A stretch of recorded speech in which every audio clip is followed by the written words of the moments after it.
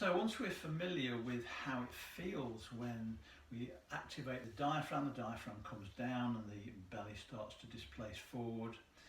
And we're also familiar with relaxing the pelvic floor, so we can feel the opening of that space in there when we breathe in. And we also know how it feels to breathe into the chest, so the rib cage rising and lifting as we activate that part of the breathing. Then we can practice what's called 3-chamber breathing. So we take up our standing position, and as we breathe in, the first thing we do is relax the pelvic floor. And so what we feel initially is expansion in this first chamber of the body, in the pelvis. So we take the breath in.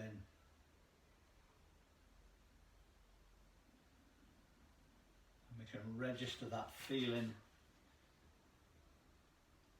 Yeah. So the next thing to do is then build the abdominal breath on top of that. So this is our second chamber. So we take the breath in, get the expansion in the pelvis. Continue the breathing in, get the expansion in the belly, and then release in reverse order.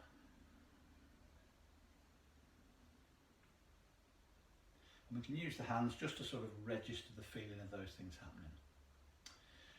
And then the final piece, third chamber, will be the upper body. So we'll exhale and settle. Now really slow in breath. Feel the space in the pelvis start to open up. Breathe into the belly. Belly's pushing forward, and then into the chest.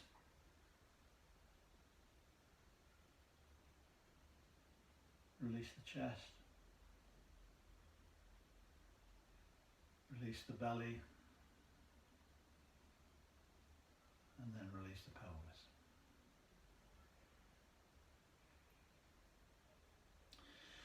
So to do all that is kind of quite complicated, and you can see if you're actually delivering the air really slowly through the nose, it can take some time. You know, it could be actually like a 20-second inhale and a 20-second exhale, which is a lot. So this is not something, you know, you'll be expected to do initially, but it's interesting to actually explore these 3 chambers when you're standing up.